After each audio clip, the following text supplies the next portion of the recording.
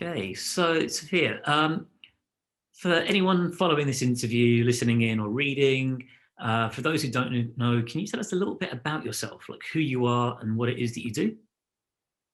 I am a writer, which is a lovely thing to be able to say. I wanted to be able to say that for many years when I wasn't really. I write crime novels now. I did write novels for young adults for 10 years. And before that, I've done many things, which I'm sure we'll talk about. I've been a management consultant and a librarian and a tour guide and all sorts of lobbyist. But for the last 10 years, a professional writer.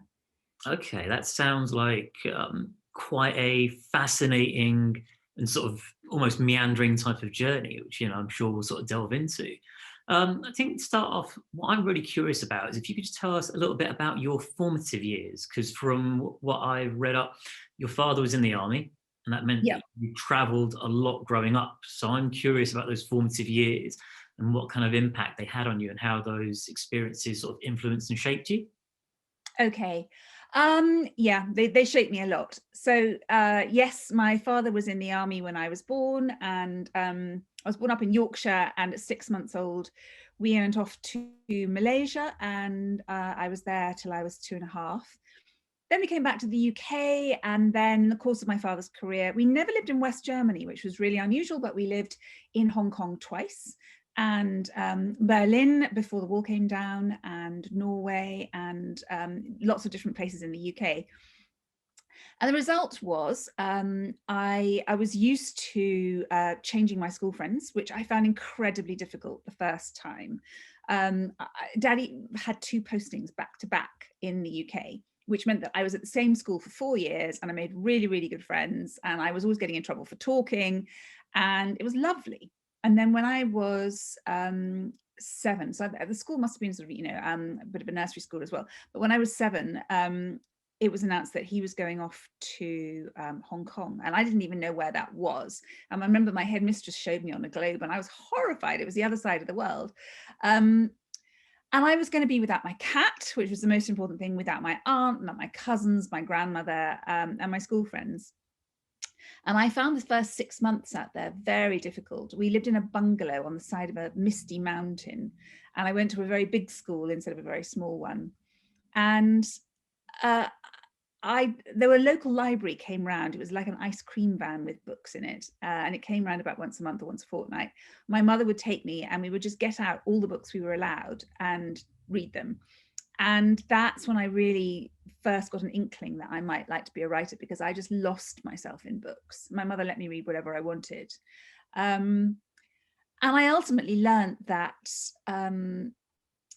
I was glad that we'd moved. I was grateful for the experience. Hong Kong was such a fascinating place to be, and it was really good to be in the minority, actually. I had a different skin color from the majority. I got stared at on trains, and you couldn't really call yourself marginalized if you were British out there, but it was useful and interesting, I think, to get a little perspective of what it's like to be not the same as everybody else.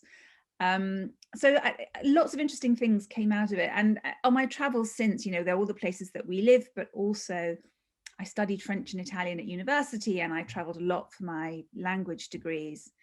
And I just kept up that feeling of being in a new place, feeling different, having to struggle a bit with the language.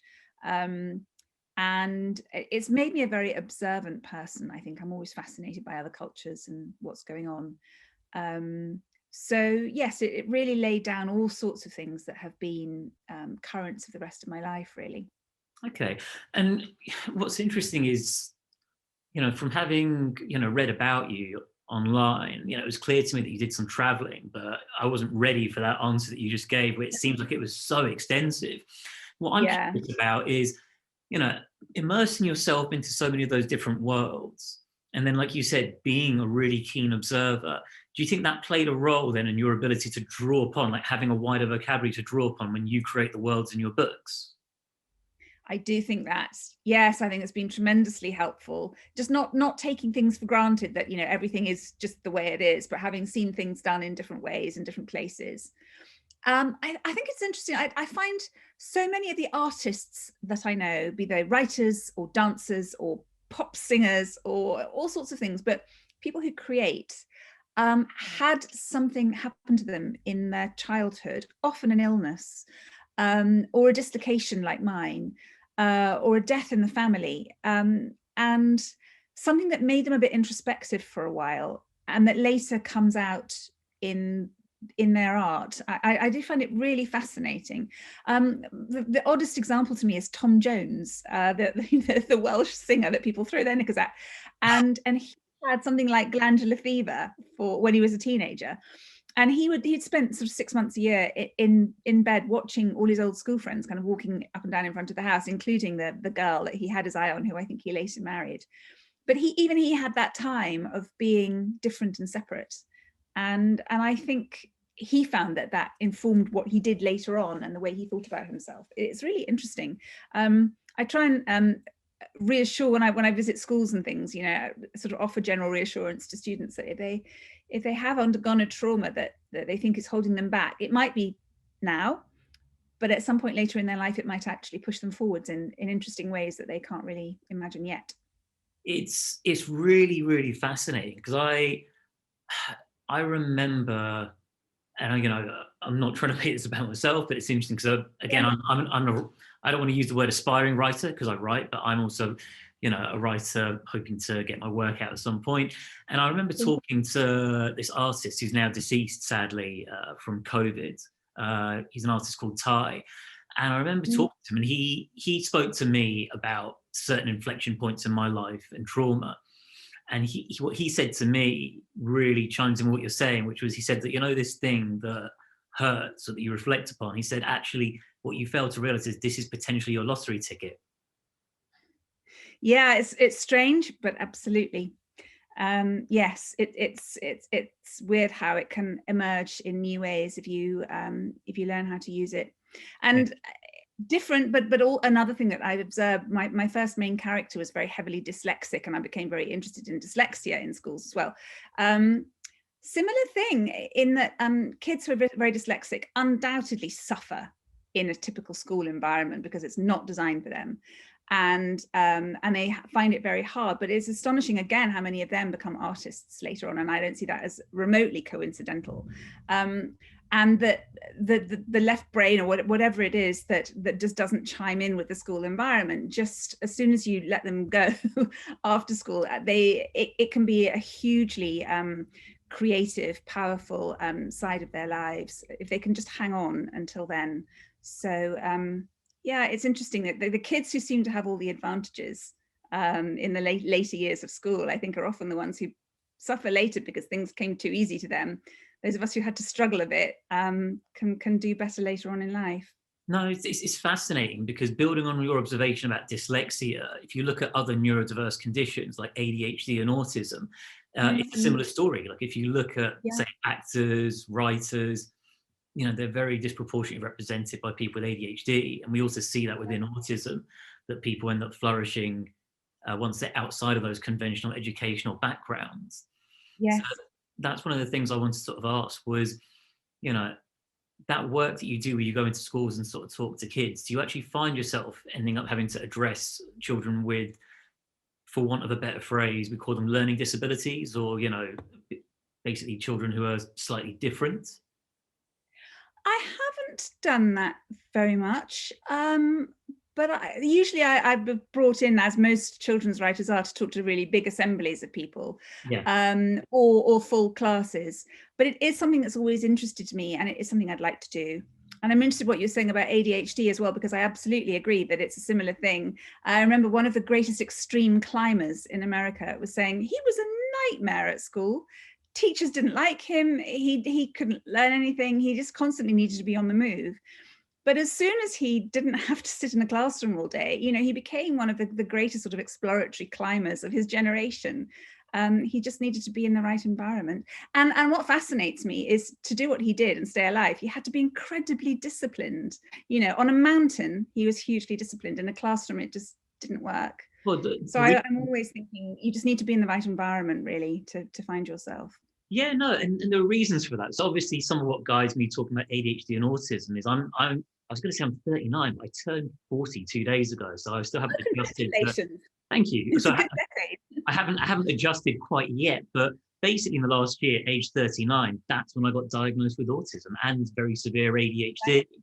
And so for me, it's Right. fascinating because I remember being in certain professional contexts where I would have bosses and line managers say, look, he's a smart guy. I just can't seem to figure out how to get the most out of him or how to use it Mm-hmm. because it's just really, really frustrating. So, the life that I'm in now, some of the things that I do right now to sort of fund going after my artistic pursuits, which is primarily writing, hopefully screenwriting, is, I write copy for clients and business. And that stumbled Yeah. into something where even today I was talking to someone about a potential monthly retainer to proofread their copywriting. But that working from home, being, not being tied to a desk conventionally, those sorts of things potentially end up sort of working. And what you're saying about that explorer, what's interesting is that with ADHD, it's actually a misnomer because people with ADHD, they can actually hyper focus. It just has to be the thing Yeah. that really, turns them on. And from what you were Yes. saying about him being an explorer, it doesn't shock me because Yeah. people with ADHD basically have lower dopamine levels. So they typically go out and do something a little quirkier, a little bit more risky to get their dopamine levels up, which, if he's basically exploring mountains, I don't think that's going to be much of a problem for him. It sounds quite exciting. Yeah. Yeah, absolutely. Well, it sounds as if you would do very well going into schools, giving the kind of confidence building talks that I was giving, because kids need to hear this. I think they really need to hear, a frustrated, frazzled teacher shouting at the class is not going to inspire those kids. And I feel utter empathy with that teacher too. Yeah. But I think every child needs to hear, you are fantastic. In the right environment for you, you will flourish, whatever it is that you're dealing with. We've just got to find the environment. Yeah, and that's something I'd love to do more of. I did my first. I taught some autistic adults poetry the other week, and that was something I didn't think I'd end up doing, although it was a one-off session. But it was just really, really satisfying. As no doubt your experiences will have been in schools. Oh, it's yes, it is that classic thing. I mean, it's almost a cliche, but you go in to help people and end up being utterly inspired by them and being helped far more by them than you sort of feel that you can give. Yeah, no, every creative writing group I've ever worked with has been hugely inspirational. And yeah, I could do just nothing but that if it paid, which it doesn't. If I could make a living out of it, it would be a wonderful thing to do because yes, you always get so much from it. And it is lovely, isn't it, that that the act of creative writing, poetry or whatever it is, can give the people doing it so much, and they can discover so much within themselves in the act of sort of finding that self-expression. Definitely. And one of the things I wanted to ask was, you wanted to be a writer from when you were younger, and you always kind of knew. But what was it that stopped you following through? Because when I read your story, I can kind of relate to it in certain ways. In that, it's taken me, and again, I've got my own reasons for it. We're not here for that today, but what held you back for so long? What was it? Well, yeah, I like talking about this too. It fascinates me. Oh, so many things. I often quote Back to the Future, the film, because in it, Marty McFly has a band and he's desperate to be a guitarist and lead his band, but he's absolutely terrified of doing a performance because he has this fear that he will do this thing that is his big dream and it won't work and he won't have the response that he wants, and then that his dream will be over, and so he can't bring himself to perform. And then eventually, of course, he does. And that was the big thing for me. Writing wasn't always the only thing I wanted to do, but it was always the biggest thing I wanted to do. And internally, it defined me. So I did have this terror that I would write a thing. And I think that's what a lot of aspiring writers imagine, is that, your way into the world of writing is one thing, and you've got to do that one thing brilliantly. And you either do or you don't. And then that's that. And that is completely not true. That is the opposite of true, but that's what I thought. So I imagine I would do my one thing, write my one novel or whatever it was, and if it didn't work, then that would be that. So there was huge fear that held me back. And so the next kind of from my A levels, the next 20 years were procrastination. So first of all, I thought you had to do English at Oxford to be a writer. And I didn't get into Oxford. I applied twice. I nearly got in twice. I didn't get in either time. I ended up doing languages at London University instead. And that was really fascinating.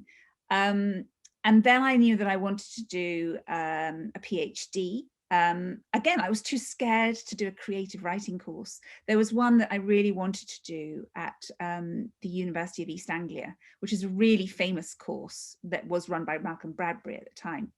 And Ian McEwan and lots of famous novelists have been on it. And again, I was just too scared. I thought, well, if I go on this course and I don't write a great novel on it, then that will be that.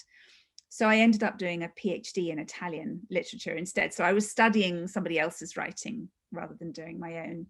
And then from that, I did that at Cambridge. And from that, I got headhunted to join McKinsey, which at the time, it's really not so much now, but at the time it was the most exciting company in the world to work for. So you were a management consultant and you could work for just the best companies in the world and travel around the world and talk to the people who are running them. And I think something you need as a writer is just endless reserves of curiosity. So I had that about how does the world work? How does society work? How does capitalism work? How do all these things work? I want to write about that in my novels one day and I don't understand it. And McKinsey gave me just the entree to find that stuff out, talk to the people who run it. So I couldn't give that opportunity up. So after my PhD, I did 4 years there and I traveled around the world some more and it was fascinating. And then towards the end of that, I was kind of thinking, look, I'm either going to end up doing much more of this or I need to do this writing or it's just never going to happen. And at that point, I read about a children's book that was about to come out. And there was a lot of buzz about it. The rights had been bought for, I think, $100,000 in America, which was unheard of for a children's book. And so when it came out, I read it and I just thought it was absolutely fantastic. And it was Harry Potter. So I read it long before other people knew what it was. And I was pressing it into the hands of all my friends saying, read this amazing book. And they just thought, it's a kid's book. What are you talking about? This is weird. But off the back of that, that's what gave me the confidence to give up my job and try writing for the first time. So I was in my late 20s, was I? Maybe my early 30s. And late 20s, that's right. So I gave up and lived off some of my savings and wrote a book. And it took me 5 weeks to write, which is very, very quick. And I was very happy with it. And I sent it off to various publishers. And it was a detective story, actually. And I got loads of rejections. So I wrote another one. And I got loads more rejections. But they were kind of rejections that said, the writing is great. The book's a bit weird, but the writing is great. So do some more. They didn't say, you are terrible, never speak to us again. But what I didn't know was that thus began 10 years of seriously trying to be a writer. And one of the first things I learned was that the thing I'd been scared of all along, this Marty McFly thing, was a complete fallacy. So it is not true that if you want to do a creative thing, a creative career, you have to make one thing and that has to either succeed or fail. What is true if you want to be a creative person is you have to make many things and you have to fail a lot. And that is what we all do, those of us who are in creative careers. We have all failed a lot. We've got very good at failing and getting up again and trying again and learning from our mistakes and getting up again and trying again. And I wish, people do go into schools and say this now, but nobody went into my school and said that. Musicians came to my school or lawyers and, you do grade 8 piano and then you can become a professional musician and you study law and you can become a lawyer. And there's a set thing, things that you have to do. And if you fail one of those, it sets you back. And nobody said, you just kind of have to throw mud at a wall if you want to be an artist. You have to make the films for free. You have to just do the stupid jobs to get to know the people who can help you. You have to write the stories. You have to keep writing the screenplays. And people will say no. They don't want them. They don't need them. They don't know you. They don't trust you. They'll say no and no and no. And then one day somebody will say, oh yeah, actually maybe. And then you're on your way. So yeah, I spent 10 years of flinging mud at walls and getting no's until finally I won a competition and I got my first book published. Okay. I mean, it's fascinating what you're saying, because I almost feel like, similarly, I wish certain people had said certain things to me. Like, I didn't follow a certain path.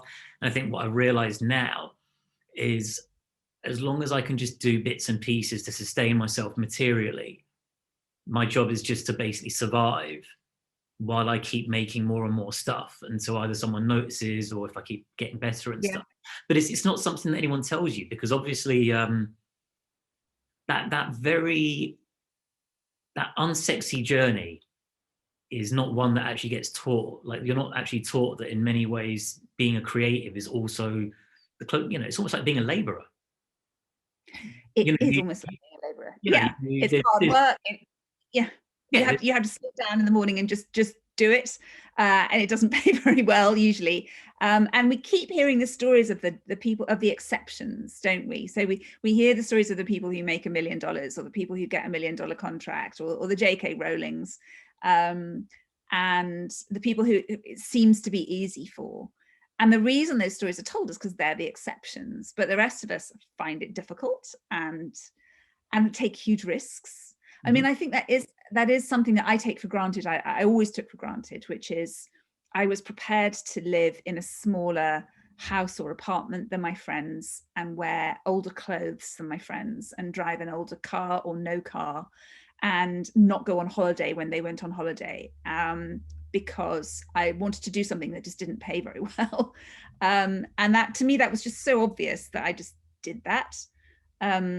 So if you are somebody who wants the holidays and the cars and you want your friends to look up to you and the stuff that you're wearing and stuff you're doing, don't be an artist. Just don't. Because it is the exceptions that get all the fancy stuff, and everybody else just has to sort of keep their head down and do it because they love it. Do you not also think that there's a lack of a narrative around artists where you're shown either that you're going to basically live in penury and be very, very poor, or you'll be that big J.K. Rowling, and that actually there's a middle ground that they don't talk about, which is you could probably knock out a moderate living, but actually be very happy doing what you love? Yeah, well, I've always been fascinated by when people talk about career paths.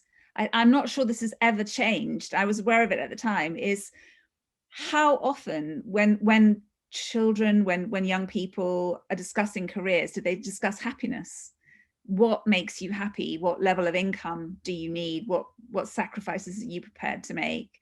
I agree, that you can have a moderate but happy living, as you say, not having a direct boss, not having to deal with office politics. There's lots of good sides to being an artist, but it's a huge level of risk.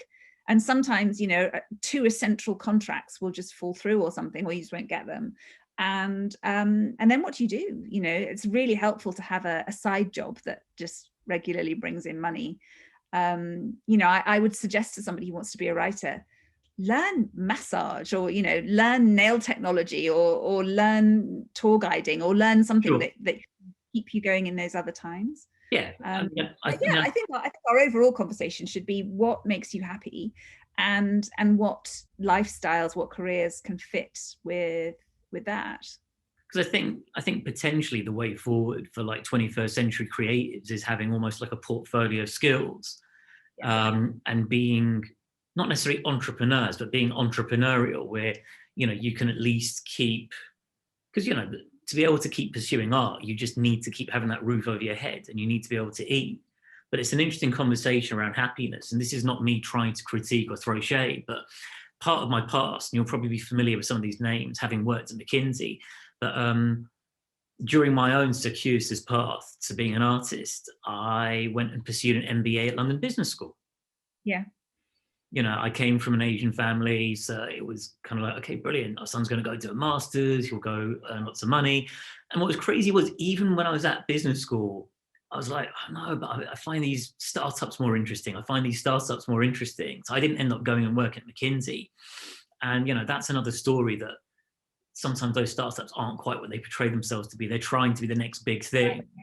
And they hide behind, you know, certain smokes and mirrors of how they portray themselves. But it was that sort of post-graduation time. It's interesting talking to certain friends who said, look, you know, I've got mates who are on a couple of $100,000 a year. They're working every hour God sends as an iBanker, or, you know, at the higher levels of management consulting. But he's like, they're not happy. But at the same time, because the thing is that if you're working 18, 19 hours a day and you don't get to, is that rich, even if you've got a lot of money? You know, like I remember at business school, one person was asked about his aspiration post business school, and he gave the most fascinating answer, which spun my head, and it didn't make sense to me until about a decade later. He said that my goal is to be able to control and own my time. No one says that in a context like business school, and it was just fascinating to hear that. Great goal to have. I love it. No, it's a great goal, because I think this is one of the reasons, you know, with this podcast as well, why I wanted to do it, is to actually get others who are trying to get onto this path of being an artist to sort of understand that it doesn't have to be the all or nothing or go for broke. It's about just chipping away and sort of being a craftsman and just finding ways to potentially monetize your skills. Like you said, you know, I think I saw someone I met in my early years who I did an internship with at a script consultancy. And I think in the end, he went and trained as an osteopath, because that was a way to kind of do a little gig. For me, you know, I've done the thing that a lot of writers hate, which is to write commercially. Like, a lot of my friends are like, I just can't do it. But for me, you know, although I'm not earning the greatest money at it, I like the idea of just sharpening my axe, and I can, Exactly. you know, and getting paid for it. Like I can see, you know, the merits of how I can transfer that skill into other bits of writing. But yeah, Very true. Yeah, I think if you can do it, and you will be sharpening that axe. You'll be learning the whole time, and particularly, you know, how to write short, punchy, concise, telling prose is incredibly useful when it comes to writing screenplays, fiction. Exactly. I could see that. I could see that when I was, because, you know, maybe if I wanted to go write literary fiction, it's not the greatest gig to go be a copywriter, because the two writing styles are just so, you know, they're different worlds. But no, it's like, I think happiness isn't discussed enough, and I think people don't think about what trade-offs they're willing to make and not make. But I think there can be a danger with the whole £200,000 thing, which is, I mean, that's so many of the people that I knew, their goal was to keep doing that until they were 50 or 40, and make the money and bank it, and then lead that life and own their time. But many of the ones that I still know became a little bit addicted to that lifestyle, or else they couldn't keep it up and they couldn't bank enough to do what they wanted to do. So they've still found themselves in that kind of rat race for a lot longer than they intended. That seems to be what happens the majority of the time.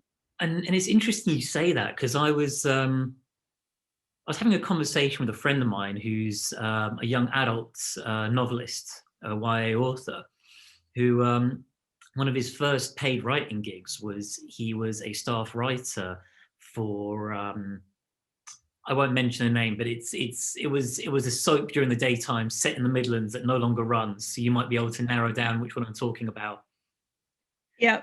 And what he said to me was he's like, Haroon, you know, you'd be shocked. I know people who are writers on like Coronation Street or Emmerdale. And I was like, okay, brilliant. So where are we going in this conversation? And he said, you know, these guys earn $250,000 a year as writers there. Wow. But what he said to me was but he's like, Haroon, but it's a velvet coffin. Okay. Because ultimately, no matter what you say, no matter what narrative you tell yourself as a writer, that I'll just do this for several years and I'll bank the money, then I'll go and write the thing I want to go and write, the thing that made me want to go be a writer. If you really start getting used to that lifestyle of making 250 a year, it's very hard to, to extricate yourself from it and separate yourself and go, okay, now I'm going to basically go sit in a basement with, a much, for less money or, no money and a lack of certainty. So, something that makes me happy in a weirdly perverse way is that no writer I know, by the way, is truly happy. So I know many young adult writers. I was one myself, and we'd all think $250,000 a year, velvet coffin with that program. Yes, please sign me up. When can I write for Coronation Street? I do find it very funny that there are writers who are absolutely lauded with, they're the ones who just regularly win any prize that's out there to be won, and they're on the festival circuit and they're on Radio 4 talking about it. But they're selling in the kind of mid-range of book sales, and they're just looked up to as such great figures, and they are super jealous of the ones who are selling 1 million books a year kind of thing, and then the ones who are selling 1 million books a year are really pissed off that they're not ever put up for the prizes, and there's almost nobody who gets both of those. So I cannot think of a single writer I've encountered who doesn't have some secret gripe. If you push hard enough, they'll go. I think they all do, and I think even though I'm far more sort of at the embryonic stages of my career, I've had to do a bunch of mental exercises myself where I've had to go and realize, you know what, Haroon, when you get whatever milestone it is that you're looking for, you realize that things internally aren't going to be that much more different. Yeah. It's going to be a thing, and then you get on with it, and then it's the next thing. Because I can't remember who the artist was. It was some artist. I think it might have been a screenwriter. It might have even been an actor or a director, but someone, or even a musician. They said that, they won this award and it was great. And then the next day they put it on their mantelpiece. And then he's like, you know what, after that I got to work. Because, if you look at someone like Stephen King, he doesn't need to teach. Sorry, he doesn't need to write anymore. But he writes because I'm reading On Writing at the moment. It's my bedtime read. So I have Stephen King very much in mind. It's interesting because that's actually on my list of things to read, because I think I bought the audiobook, but then my daughter a couple of years ago was like, hey, Dad, what do you want for your birthday? And I was like, this book would be lovely if you're sort of saying. And I haven't gotten around to it. And then what's ironic is, even as I've been sort of just working on my daily bread and butter, copywriting, certain copywriters have said, this has got very little to do with copywriting and the craft, but you need to go read On Writing by Stephen King as well. So I'm just going to take this as another sign from the universe, this conversation is here, that I really do need to maybe go out for a nice leisurely stroll in Mordenhall Park down the road and just put those headphones on and listen to Stephen King narrate the book. Well, it's sort of autobiographical, certainly as far as I've got. He's just trying to say what made this writer, and of course he writes beautifully, and it's fascinating stuff. Highly recommended. What you were saying earlier was just reminding me. I was hearing recently about sort of the definition of happiness was sort of learning to be content with what you've got, and it's not at all related to what you've got. It's to do with your contentment with it. And I think if you are going to be an artist, you do have to learn, that's any job really, you do have to learn when to grab those moments and just go, wow, that happened and that is wonderful. And I'm not going to wait until it happens again or until it happens more before I accept that it made me feel good. I'm just going to take that as a happy thing now. I remember when my first book came out, I got this £10,000 publishing contract. And I would have thought with inflation, that the equivalent today would be like, £20,000 or 30,000, but actually it's probably like 5,000 because incomes have gone down. But anyway, I got this £10,000 publishing contract, and we sold the book very quickly to about 12 countries and ultimately to about 20 countries. And it had a lovely campaign when it came out. And I'm really glad that I just learned to be grateful every day for the nice things that were happening. I didn't see it as the beginning of an amazing rest of my life. It's just, this year, this is a good year. And sure enough, difficult things then happened. And it wasn't just sort of, the start of a steady climb up to the great heights of success. So you did have to sort of learn to be grateful for each moment. But the other thing was, again, as you were saying, and I'm glad that you did, is that yes, you have to get on with the next thing. And the people that I really respect are people like Paul McCartney often comes to mind, actually, for me, and to an extent David Beckham, and Catherine, famous actress from the 40s. Catherine Hepburn? Yes, Catherine Hepburn. They all just made the next thing and made the next thing, and they were always looking to the next thing. David Bowie, they don't sort of sit back and spend their whole time talking about the great stuff they've done. They actually want to tell you about their new album, their new book, their new song. And it's hugely healthy, and it's kept me going all my career. It's keeping me going now, because I've got a book out at the moment. It was hugely successful when it was sold. It really was life-changing. And now it's coming out, and the reviews, some of them are absolutely wonderful, some of them are absolutely terrible. And it's easy to just get lost in all of that. And the only thing that keeps you going is the next book. Is just, okay, I'm going to sit down today, I'm going to plot this, I'm going to make sure that, that this will be ready to go when my deadline hits. So I've already written the second, and this is the third that I'm writing now. And that's what keeps me sane. That's what somebody said to me before my first book came out, and it was the piece of advice I was the most grateful for. Is if you are lucky enough to be successful, you'll be surrounded by marketing noise, and people will want things from you, which is true. In fact, after this interview, I've got to go off and I've got to finish off an Italian interview that I've been writing, and then I've got another one that I've got to do. So you've got to spend time doing that. But at the same time, your publisher wants the next thing from you. And so you've got to be very disciplined with your time. So the more work you've done on book 2 while you're trying to sell book 1, the better. And that was a brilliant piece of advice. It worked for me the first time, and it's working for me now. It's just tune out the noise and get on with the next thing. So really a focus on process versus the ego attached way of being focused on outcomes. Yeah, the ego and writing are not a great mixture. You just get very confused. Because everyone's going to know that there's no book out there that everybody loves, no film out there that everybody loves. So you can get way too caught up in great reviews or terrible reviews and all of that stuff. And it is just noise. That you just need to enjoy the good moments and then be thinking about making, because that's what we want to do, isn't it? I mean, the reason we want to write is we want to make stuff. That's what got us into it, and that's what gives us the pleasure. And that's a really fascinating thing, because one of the things I wanted to touch upon, you've actually just led me to that, which is, have you heard of a writer called Stephen Pressfield? No, I don't think so. So he's someone who, again, I think he didn't have his first success till he was in his 50s. I think he wrote The Legend of Bag of Ants, which then got made into a movie with Matt Damon.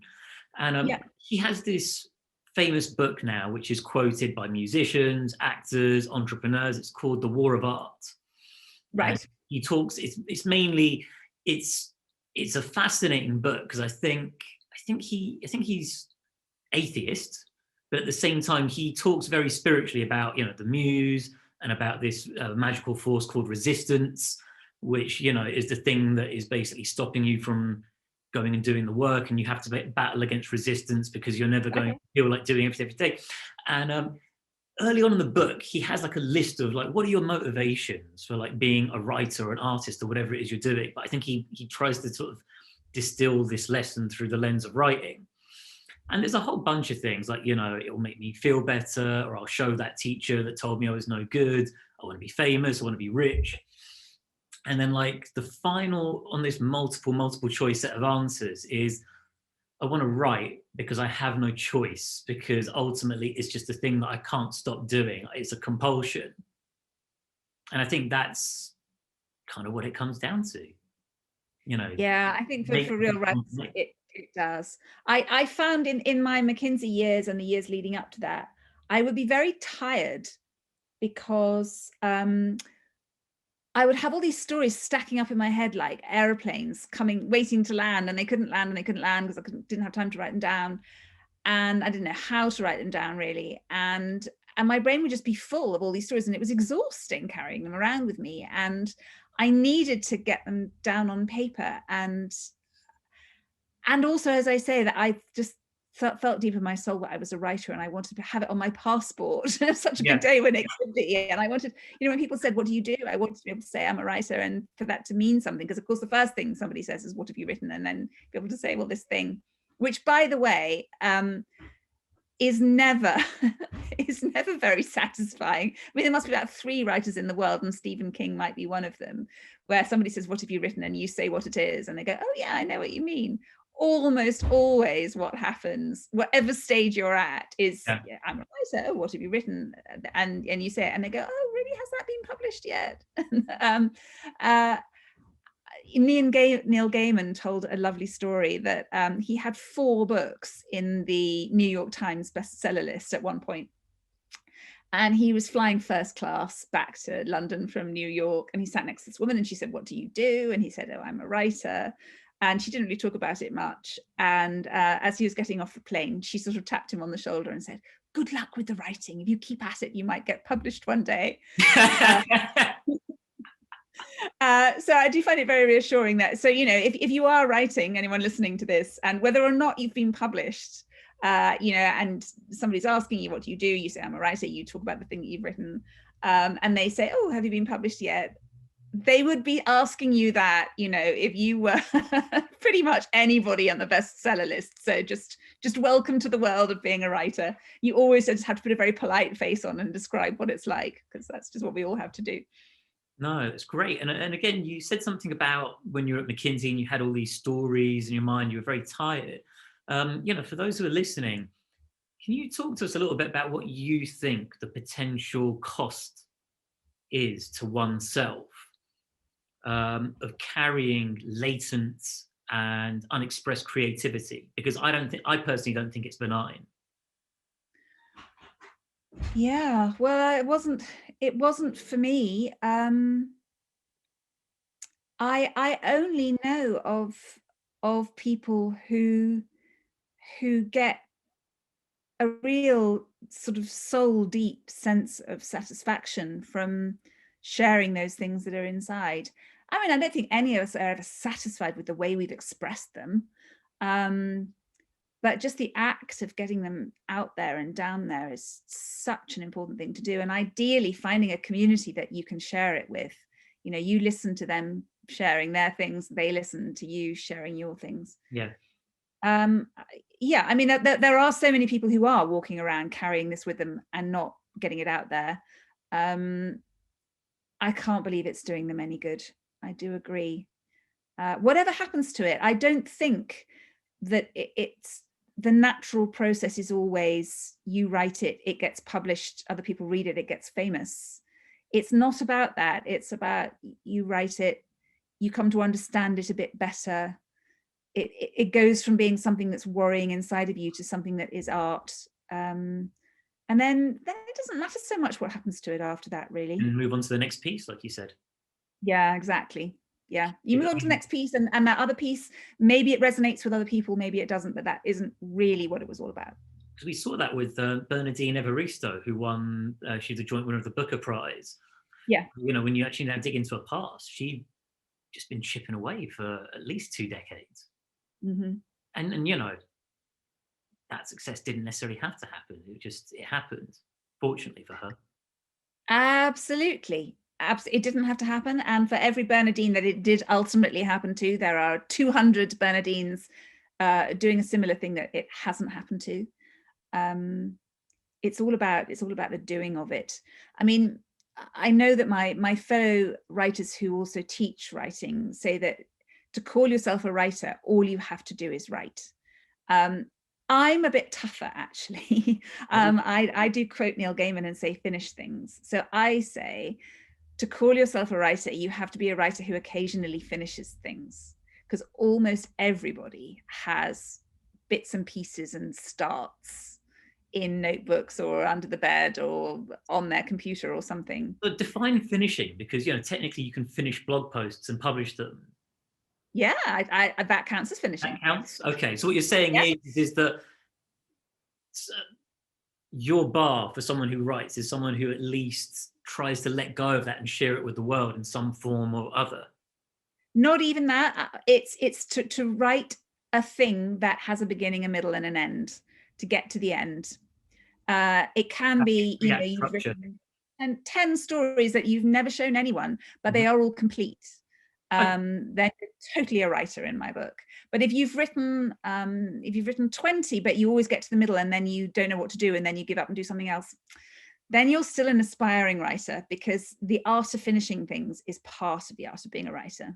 Okay, that's interesting. So in many ways, someone who's finished a bunch of short stories or flash fiction stories fits that definition more than, say, someone who has a bunch of screenplays in development but hasn't quite even got to the end of a first draft.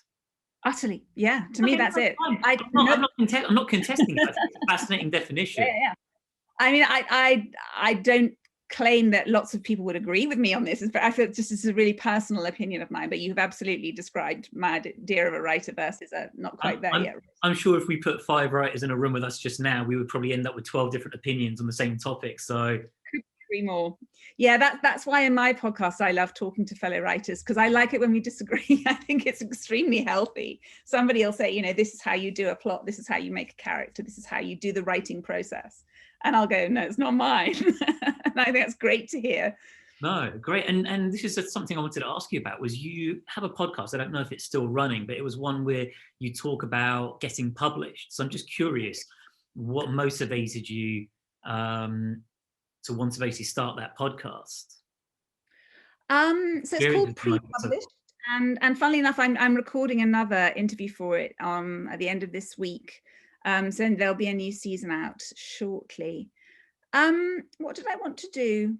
It was partly the idea of monetizing what I do, to be honest. I didn't ever plan to monetize it, and it doesn't make any money. But I did want to be able to point to a thing that I've made that explains what I do and how I kind of fit into the writing world, that I might be able to get gigs off the back of, speaking gigs or other things. So to be perfectly honest, that's one of the reasons that I started thinking about it. That's not really ultimately what's happened, and I don't mind, because what did happen was I've ended up being able to talk at length, this kind of length, with a whole lot of people that I know and admire in the writing world, about specific aspects of writing for the benefit of people who are trying to do it. And it's been an absolute joy. And the idea is, that we don't always necessarily agree. So I started a couple of years ago, and the first season was on specific things that I teach. So I was teaching a course at City University. So it was a 10-week course, and we would do character and plot and voice and writing heroes, various things. And so each week would be about that. But there's also a lot about process and finding an agent and should you self-publish and that kind of thing. So we've talked about those as well. And I set it up with my brother because we discovered that we were both, our parents were an army officer and a teacher. So they were in these very structured environments, and he was making furniture and teaching people how to run small businesses. And I was writing. So we were in this world where you kind of make it up as you go along. And we wanted to podcast about that. But what's happened is he's ended up as my engineer because he's brilliant at that and I hate it. And I'm the one who goes and kind of does the front of microphone stuff. And it's one of those lovely things. It's just a journey that didn't quite go the way we expected or end up where we thought, as so much of art is. Yes. It's created. It's lovely, actually. I'm in touch with somebody today who got in touch with me because she's been listening to the podcast and she wants some advice on what to do with her own writing, and it's lovely to be able to help. It really is. So it's definitely fulfilled its purpose. Pre-published. It's. I know there are a lot of people who find it really helpful to listen to before they sit down and try and do their next thing. Okay. I mean, within the work that you've done, like, what would you say are like the themes and the messages that you've been trying to get across? And I'm sort of more particularly talking really about the earlier sort of young adult work that you did. So things like the Thread series, Following Ophelia, Yeah. Unveiling Venus. Well, I mean, I'd always say that if you're writing for young people, really writing for anyone, you can't, often you can't start with the message. I mean, a couple of my Jewish friends have written Holocaust books that have come out this year, and they very much have started with the message, and I completely get that. But they've written books because they're very talented writers. They've written books that you want to read for the story, and then that's sort of part of it. But I think in general terms, you should set out to write a book that's entertaining. For me, what I want to do is get a young person turning the pages of a book and absorbing ideas and getting into the minds of other characters. And if that's all they do, that's good enough.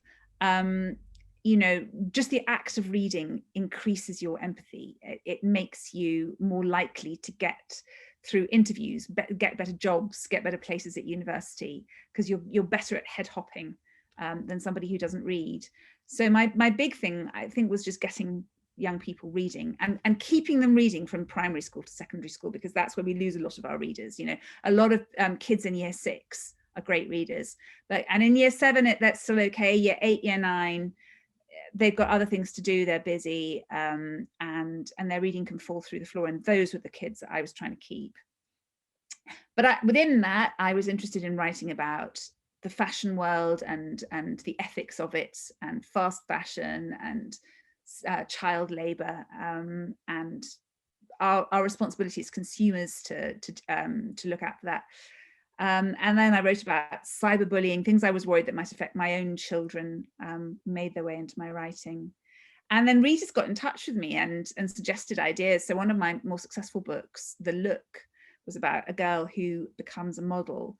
And that was because a reader had said, should I become a model or an English teacher? And I thought, become an English teacher. But then I thought, why am I thinking that? What do I think is wrong with modeling? So I did a lot of research into it, and that became that book. And it's not a book that goes, modeling is bad, don't do it at all. It's a book that says, wow, modeling is amazing. And then kind of, but it's got this little problem, and it's got that little problem. And then hopefully kids can make up their own mind. So yeah, I wrote a lot about the artistic world, I guess, modeling, fashion, music, and art. Those tended to be the themes that I sort of got into, and imagining what it's like to be really successful in those fields and the price that you ultimately pay. So I think that's sort of a thread that my books always had. Sure. And then, what was it that motivated or inspired the shift into your current set of novels that are basically crime-based? Well, as I said, I'd originally written crime that hadn't been published. So there's the first half of the 10 years I was trying to get published and it wasn't working. That was crime. And then I started writing the children's book that ultimately did get published. So I'd written crime before, and crime was what I read as a teenager. I just got shelves and shelves of it. My mother does still read a lot of crime, so I was very, very familiar with it, and I love it. And it's a really good vehicle for talking about anything, because you've got this tight plot, and when you're talking about setting and character and things, you can then introduce all sorts of elements of world politics or psychology or whatever it is that interests you. So I love that element of it. So I was keen to do that, but also at the same time, I started out being pretty successful as a young adult writer, but each book, well, sort of the fourth one, The Look, the modeling one was successful. And then I had a bit of success with my 7th one, but it was getting increasingly difficult to get them published. Well, not to get them published, that was okay, but to sell copies, to get them into bookshops was getting increasingly difficult. What's driving that, you think? Oh, I think what was driving it was the awful vicious circle that writers can get into, where we have very few bookshop chains now, of course. You know, when I started out, there were about 6, and now there's Waterstones, and that's kind of it. And the first thing they do when your new book arrives, that on their list, is have a look at your sales figures. And if sales figures are not great, then they'll think, oh, well, you know, this is somebody who's not selling, and then they're not really interested, and so they don't put it in great places on their shelves. They're not interested in your publisher making it a book of the month, and so, you know, a shop will have 2 copies, and in my case, you know, one of those copies could get shoplifted, and they've only got 1, and so it doesn't sell. And then, oh goodness, the next book comes along, and it's a really dangerous circle to get into. It's really hard to break out of. And with a new series that allowed you to start with a clean slate. Well, I did that. So I did my Unveiling Venus series, and that didn't help. I mean, that's something that I really felt it when my 7th book, Love Song, came out. I was partly inspired by One Direction, and I had an extremely talented publicist. And she got it trending on Twitter. She got it into every magazine. It was just amazing. She couldn't have done a better job. And people were writing glowing reviews of it. It's getting lots of 5-star reviews. It was Times Book of the Week. It was, you know, Telegraph Book of the Month, all of those things. And still, it wasn't visible in bookshops. And I just thought, there's nothing I can do. I can't, you know, I've tried writing an excellent book, and that wasn't enough. You know, I've tried writing a book that young people really resonate with, and that wasn't enough. And so, yeah, I mean, but in a way, as you were saying, it's all about reinvention. It's brutal. And I had to massively reinvent myself. I had to reinvent myself in a new genre, slightly new name, and new age group, and kind of just start again, really. Is that something you'd advise to other writers and artists, to be unafraid of reinventing themselves at times? Yeah, I think you're going to have to at some point, probably. I mean, go back to Katharine Hepburn and David Beckham and Paul McCartney, you know. David Bowie. Certain points in their careers when it was all getting a bit sort of shitty, and what sort of marks them out was they just thought, okay, well, let's do it differently this time. Let's go to America, or, you know, whatever it takes. So yes, it is a brutal world, and if you want to keep doing it, if you still got that fire that you were talking about, this is something I have to do. You can't sort of go to the publishing world and go, well, I have to do this the way I've always done it, and you have to like it more than you liked it last time, because they don't. So it's up to us to did you seek out advice, and did that influence those, or did you go, okay, I actually had wanted to do crime, I've written crime, and now that I'm hitting a certain obstacle, brick wall, I'm going to go to that? Or was it guided by your publishers or people that you work with professionally? No, funnily enough, publishers and agent at the time were saying, do more of what you're doing. This is great. Please show us the next one. Oh, this idea is wonderful. So no, they were very much saying, keep doing what you're doing. They were happy with me making less than minimum wage out of it. And I wasn't happy with that. So it's coming from me. And the idea to go to crime was something that I had wanted to do. And I'd thought about doing for children, actually, but I just found it easier for me to do it writing for adults rather than children. And I don't know, it helped that because I was writing young adult, you know, I'm part of various young adult writing communities, and a couple of friends had done it before. And I would absolutely not say that I followed them, but it really helped that they had been down that path and done it successfully. It really did help with confidence. So one of them was Ruth Ware, who wrote In a Dark, Dark Wood. She was a young adult writer before, and that was a Richard and Judy book, and massively successful. And she's a New York Times bestseller. So it was lovely that she'd done it. And then another friend is Caroline Green, who writes as Kaz Green, and she'd done the same thing, and we talked together as well. So it really helped that I had their just sort of them having trod that path before me and showing it could be done. And interestingly, like me, they both slightly changed their names as well. to become slightly new people in the publishing world. And I felt I had to do that because I was well enough known as a children's writer that when I was explaining, you know, well, my new book, it's about a 90-year-old woman who solves crimes, and the first one is all about autoerotic asphyxiation.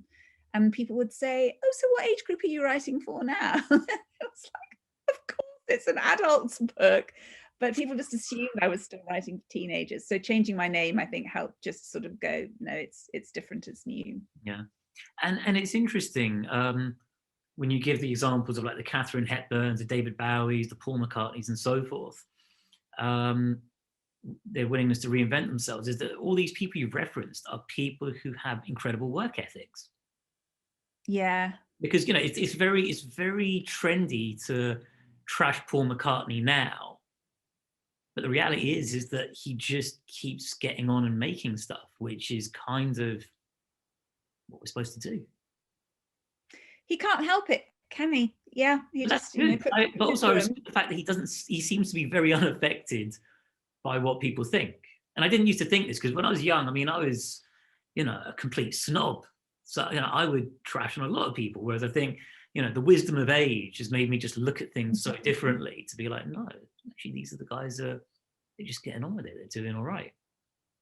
Yeah, I think so. I mean, I'm older than you, so I caught the sort of the back end of the Beatles. My father, along with being in the army, he ran a disco to make some extra money, and so my parents would get hold of records really early on, and they got, you know, Sergeant Pepper and all that kind of thing when I was very little. So I was always a Paul McCartney fan. Not always all of the music, but always the work ethic. Yeah, always the just keeping on, just doing it and being a nice guy in the process. Yeah, I think that's always something I've looked up to. No, definitely. And one of the things I want to touch upon, so you and I actually got connected because of some work that I'm doing for a charity called Attend, who help, for example, patients and clients with acquired brain injuries. And I was told by the chief executive there that basically you had done workshops and you'd been involved with the charity, doing workshops with the acquired brain injury patients and clients. So I just wanted to talk a little bit more about how that all came about, and just your experience with that, how that was. Oh, it was amazing. So as I say, I do a lot of school visits and things, or have done as a children's author. So it's just something that I feel very comfortable doing. And usually what you're asked is, you know, is to explain is, you know, what's it like to be an author? So what's your day like? How did you get into it? What have you done? So I adapted that school talk really to talk to the people at Attend. And a lot of them were trying to write and wanting to write because, of course, they've all had very powerful experiences and things that they need to write about. So they were very interested in kind of how to do that. And I don't think there's nearly enough. I was sort of hearing it briefly on the radio today, people who've survived strokes talking about how different their lives are. And I don't think there's nearly enough out there about how different life can seem after that. Anyway, so I went in and I gave a talk and I answered some questions, and then they invited me back to run a workshop, and I just got the group writing. So I sort of explained what we were going to do, and I'd run other writing workshops before, and I would give them a prompt. And so they would write for about 15 minutes on that prompt, and then I would give them another prompt and they'd write 15 minutes.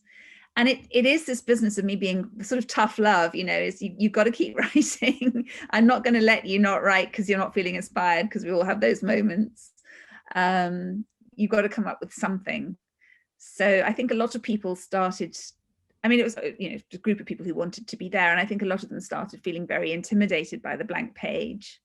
But by the end, everyone was absolutely, you know, going hell for leather with their stories. And they were so moving and so good. So just straightforward good when they shared at the end. It was just incredible. Absolutely amazing. And some people, you know, had just written fiction that was really fascinating. And some people had written things that were more autobiographical.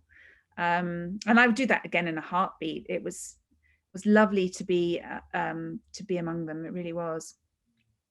Okay, great. What advice would you give to the 18-year-old version of yourself? If if we had a teleportation device or something like that. My daughter's working on one, she says. Oh, Uh, good. That's excellent. I Well, it's funny, really. I mean, I would say take more risks. I mean, you probably have to take risks up to a certain point, and then that person would sort of say take fewer risks. But I was a very good girl, and I went to uni in London in the mid-80s, and the club scene was probably just the best that it ever was. If only I'd known. I went to like 2 clubs, and they were amazing. which club But it did was you go like to? I went to the Mud Club and I went to a club in Brixton. And I was so innocent, it's like, this club smells very strange. What is that smell? And somebody later explained it was amyl nitrate. I had no idea what that was. But the vibe was fantastic. And Yeah. it would definitely be do a lot more clubbing. That would be my main piece of advice, I think. And the rest of it kind of worked out okay. I mean, I might tell myself, don't be so scared about the writing, write badly. I probably would. I would say, write more, offer to write for people. Don't be so snobby about it. Write anything. Be prepared to write badly. Be prepared to fail. Don't worry about it so much. But it kind of worked out okay in the end. Perhaps that's just another thing, is it'll all work out fine. Just keep doing what you're doing. Okay. And then for anyone listening to this interview, whether they're young, middle-aged, old, what advice would you give to them if they're a writer or any other type of artist or creative? Like, what advice would you give to someone who's basically listening, and whether they're trying to pull the trigger or they're already on that path, but just trying to sort of navigate? So what advice would you give to those listening? Well, I would say to them, you're already doing the right thing because you're listening to this podcast or whatever form it's in at the time. So you're reaching out and you're trying to join this community and learn, or you've already done that. And that's brilliant. And that's part of it. So keep doing that. Writing is a discipline, as we've been saying. So every now and then, there will be a moment of creative joy, and that's wonderful, but don't expect that to happen to you every day. It doesn't happen to the rest of us every day either.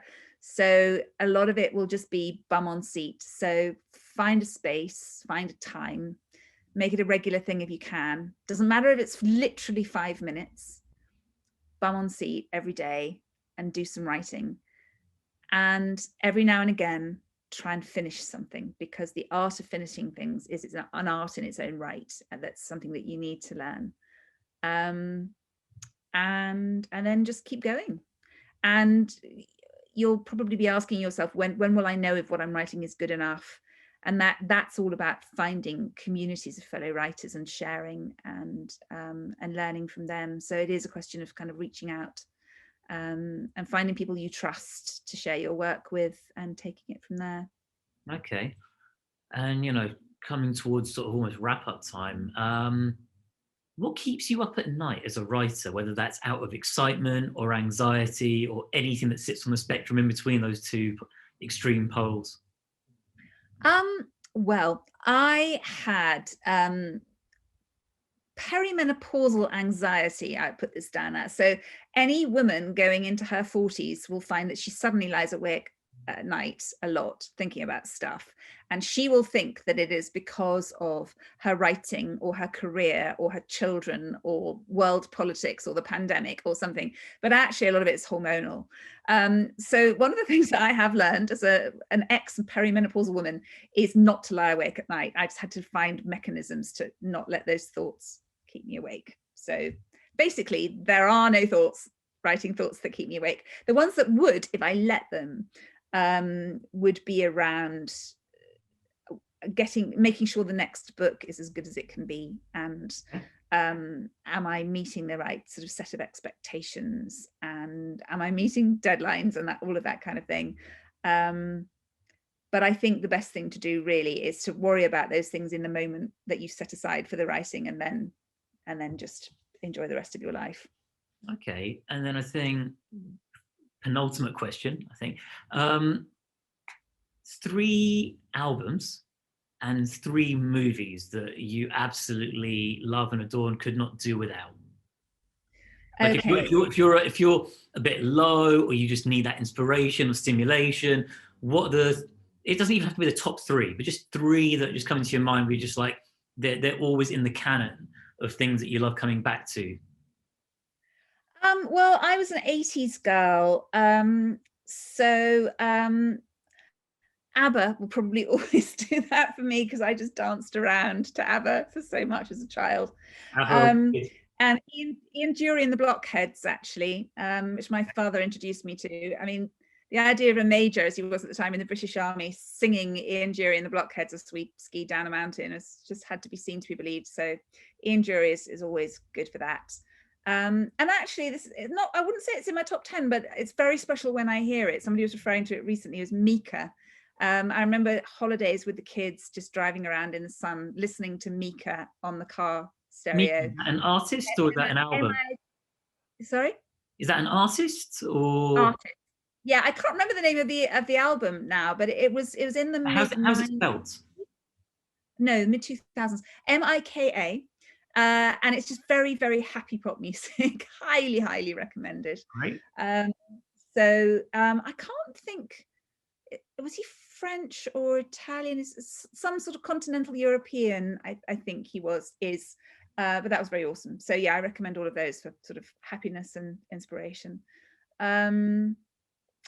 And in terms of films, I always come back to Clueless, which I think, as a young adult writer, I think is one of the best Jane Austen interpretations that's ever been done. And when I'm talking about screenwriting, actually, I always talk about Clueless because it created its own vocabulary, which then became adopted by young people at the time. So I think it's a bit of a work of genius. A film we're going to watch for the third time as a family soon will be Crazy Rich Asians.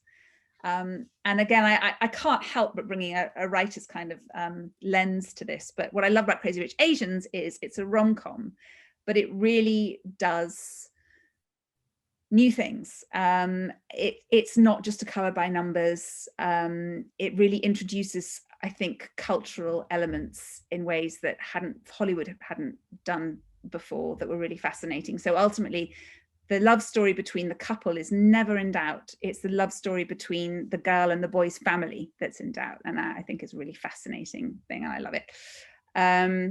My last film is one that, as a family, we've watched countless times, which is The Martian. Because I'm largely surrounded by men, and we've watched a lot of sciencey stuff, which I'm fine with. We watched The Right Stuff a couple of nights ago. That was great. We watched every space film we can, but The Martian is our favorite because it's a mixture of really good science and really good jokes. So that's perfect for us. Okay, that's an interesting list because, I mean, Clueless, I need to go revisit. I loved it. It was a classic of my youth. Crazy Rich Asians, I've not seen it. Oh, recommended. And what I like is that you're saying from a writer's perspective, because I find now when I'm actually watching stuff, particularly when I watch stuff, I'm always viewing it with kind of a writer's lens to be like, oh, that's interesting. They dropped us in here, and we started here in the middle of the story, not at the beginning. Or they've used this mechanism, or even one of the things that I just obsess about now is dialogue as well, which I think is an art form that not enough writers have actually mastered, particularly for the screen. Yeah, we talk about that a lot in published, by the way. It's something that's always fascinated me. So yeah, a lot about dialogue. But I mean, also there's things like the midpoint. So what is it that happens halfway through the film that makes you suddenly see everything in a completely new light? And the dark night of the soul. So what is the very lowest point? Again, in Crazy Rich Asians, the very lowest point is all about what the mother thinks, not what the boy thinks. And I think that's a really interesting twist. It sounds like it's, from a writing perspective, it's very well structured and uses a lot of good storytelling devices. I think so. See what you think when you have a look. I'll check that out. And look, Sophia, it's been an absolute pleasure to speak with you and to have you on what looks like will be our first episode of the podcast Speak Easy. just to sort of round it off, is there anything else you want to say about your current novel that you want to plug? And where can people find you on the web and social media in terms of like? Okay, so in terms of plugging, the series is called Her Majesty the Queen Investigates. The book is called The Winds Are Not, and it's Miss Marple meets the Crown. Basically, that's how I pitched it to my agent, and that's kind of how it's always ended up. So if you're interested in what the Queen would be like if she was a detective, then it's the book for you. And I'm writing hopefully 20 in the series, and I'm currently writing book 3. 20, and you that's can quite a large number. What influenced that number? It's fairly typical for crime writers. Lee Child, to the best of my knowledge, wrote 24 before he decided to give it over to his brother. Okay. Donna Leon is on her 30th Brunetti novel, I think. So, it's a good number. So hopefully, and the Queen's lived a long life, so I have plenty of settings and periods in history to write about. It'll take at least 20 novels to cover that. You can find me at sjbennettbooks.com, and I'm on Twitter at Sophia Bennett because I was an early adopter, so I got my name, which I'm quite proud of. Because I struggle with that personally. Yeah. I struggle with finding my name anywhere on the web because it's such a common name. So Sophia Bennett, if you want to spell that out for the listeners so that they get the right handle. Yes, Sophia Bennett. So that's at Sophia Bennett.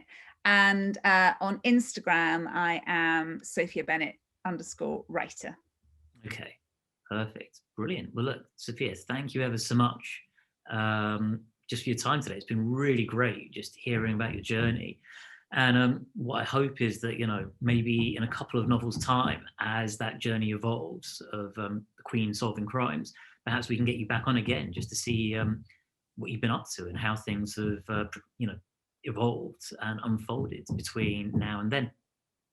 Such a pleasure, Haroon. Thank you so much for having me.